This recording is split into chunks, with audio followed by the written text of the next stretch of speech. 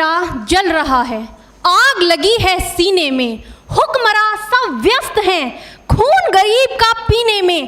तो राम मंदिर या बाबरी का पक्ष नहीं मैं लाई हूँ, घायल भारत चीख रहा है, चीख सुनाने आई हूँ।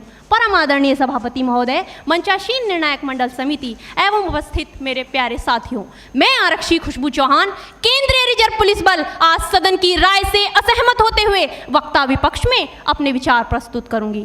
महोदय, दर्द हद से तब गुजरने लगता है जब मेरी आंखों के सामने ताज, पुलवामा, छत्तीसगढ़ में शहीद हुए जवानों के शत विशत अधजले शरीर के टुकड़े, रेत के टीलों से ऊपर जाती लाशों के ढेर और कश्मीर की खून से सनी लाल रंग की सड़कों के दृश्य सामने आते हैं। उस पर मेरे प्रतिपक्षी महोदय का कहना ये कि मानवाधिकारों की अनुपालना करते हुए देश से उग्रवाद और आतंकवाद को समाप्त किया जा सकता है। महोदय, अब तो हमारा तिरंगा झंडा भी हमसे ये पूछने लगा है कि क्या बात है भारत, आजकल फहराने से ज्यादा मैं कफन में दफनाने के क्यों काम आ रहा हूँ।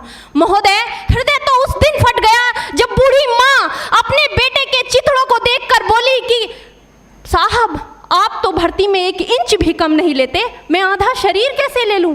महोदय, आज इन मानवाधिकारों के कारण इन आतंकियों के बंगलों की आकाओं की नाकफनी हंसती है और शहीद हुए हमारे जवानों के आंगन की तुलसी रोती है। जब एक शहीद हुए जवान की विधवा की वेदना चीख चीख कर ये कहती है कि प्यार भी भरपूर गया, मांग का सिंदूर गया, नन्हे नौनिहालों की लंगोटियां चली गई, छोटी छोटी बेटियों की चोटियां चली गई और आपके लिए तो एक आदमी मरा है साहब, मेरे घर की तो रोटियां ही चली गई। महोदय, किसी भी युद्ध को जीतने के लिए पहल करना सबसे ज्यादा आवश्यक है, क्योंकि इतिहास गवाह है कि पहल करके बड़े बड़े युद्धों के परिणाम बदल दिए गए हैं। परंतु आज मानवाधिकारों के कारण हमारे देश के जवान इस कदर बंधे हुए हैं कि अपनी ड्यूटी पर खड़े होकर भी वो आज पहल करने से डरते हैं, क्योंकि महोदय भविष्य में उन्हें कटघरे में खड़े होने का डर सता रहा होता है।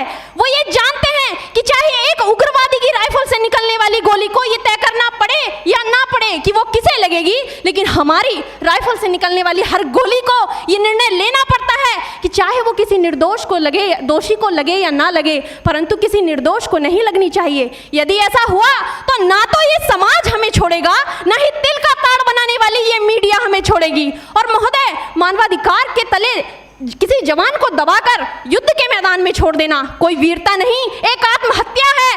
क्योंकि महोदय, फूल को श्रृंगार दो ये मुमकिन नहीं और एक वीर को झनकार दो ये मुमकिन नहीं। जो हाथ बांध दे सेना के, ऐसे मानवाधिकार का पालन संभव नहीं। महोदय, आज सत्यनिष्ठा के मार्ग पर चलते हुए भी हमारे देश का जवान इन आतंकवादियों, इन पत्थरबाजों से डरता है, क्योंकि वो जानता है कि उसकी राइफल से निकलने वाली गोली अगर टारगेट को हिट नहीं भी करेगी तो भी 400 मीटर तक जाएगी, और यदि इस बीच वो किसी निर्दोष को लग गई तो महोदय हमें अपनी नौकरी से हाथ तक धोना पड़ सकता है। और महोदय, अपनी नौकरी को बचाने की खातिर एक जवान आज ये सोचता है कि चाहे सांप मरे या ना मरे, परंतु लाठी नहीं टूटनी चाहिए, क्योंकि आज हमारे देश के हालात कुछ ऐसे हो गए हैं कि चिरागों को हवाओं में उछाला जा रहा है, हवाओं पर भी रोब डाला जा रहा है। अरे हम ही तो बुनियाद है आंतरिक सुरक्षा की, और आज हमें ही नौकरी से निकाला जा रहा है। महोदय, जब पुलवामा में 44 जवान शहीद हुए, छत्तीसगढ़ में 76 जवान शहीद हुए, तो कोई भी मानवाधिकार की दुहाई देने वाला हमारे पक्ष में आकर खड़ा नहीं हुआ।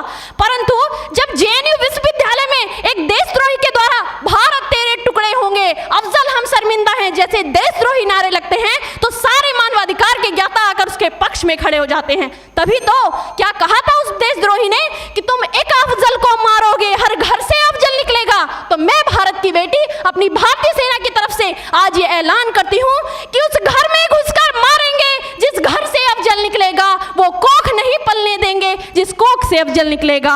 उठो देश के वीर जवानों, तुम सिंह बनकर दहाड़ दो और एक तिरंगा झंडा उस कन्हैया के सीने में गाड़ दो। महोदय, अंत में अपनी वाणी को विराम की ओर ले जाते हुए मैं सिर्फ इतना ही कहना चाहूंगी कि मुझे अफसोस है अपने देश की न्यायिक प्रक्रिया पर, जहां आज भी रात के 12 बजे अजमल कसाब जैसे आतंकी के लिए सर्वोच्च न्यायालय के दरवाजे खोल दिए जाते हैं। ऐसे देश से मानवाधिकारों की अनुपालना करते हुए आतंकवाद और उग्रवाद से कभी नहीं निपटा जा सकता। मानवाधिकार के नाम की दुहाइयां देने वालों, सीमा पर लड़ा नहीं जाता, चरखों से शोलों के आगे रामायण पढ़ी नहीं जाती, सीमा पर गोलों के आगे। धरती के घोर कुहासे को एक सूरज ही हर सकता है, क्योंकि एटम बम से रक्षा के केवल एटम बम ही कर सकता है। जय हिंद, जय भारत।